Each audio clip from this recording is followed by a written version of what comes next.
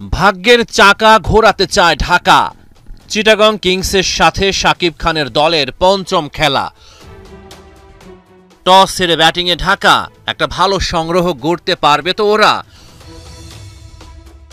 রহস্য স্পিনার আলিস আল ইসলাম নিজেকে করেছেন প্রমাণ। আলিসের বলে জেসন রয় কাটা। দ্বিতীয় ওভারেই প্রথম উইকেট হারায় ঢাকা। পাওয়ার প্লেতে চিটাগং কিংস আপার হ্যান্ডে। 6 ওভার শেষে 1 উইকেট 41 ঢাকার বোর্ডে। দুরন্ত বোলিং করেন খালেদ আহমেদ, তুলে নেন শাহাদাত দীপুর উইকেট। 43 বলে তানজিদ তামিমের 50, এক পাশ আগলে রাখেন তিনি। সাব্বির রহমান ঢাকার ইনিংসে দিয়েছেন গতি। আরাফাত সানির 1 ওভারেই হাঁকিয়েছেন একটা বাউন্ডারি, 3টা ওভার বাউন্ডারি। আলিস আল ইসলামের ওপর সাব্বির আক্রমণ রাখেন জারি। এই স্পিনারের ওভারে হাঁকিয়েছেন 2টা বিশাল ওভার বাউন্ডারি। মাত্র 22 বলে সাব্বিরের 50।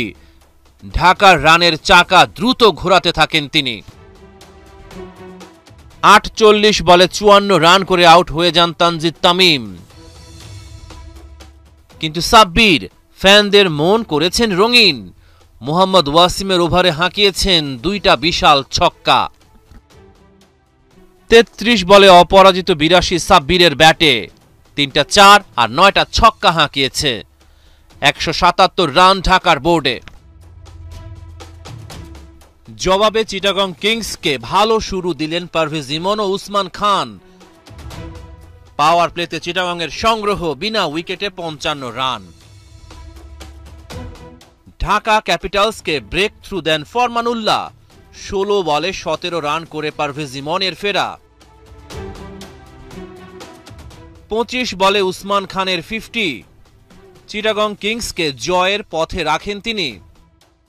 মুস্তাফিজ ঢাকাকে দিলেন গুরুত্বপূর্ণ ব্রেক থ্রু।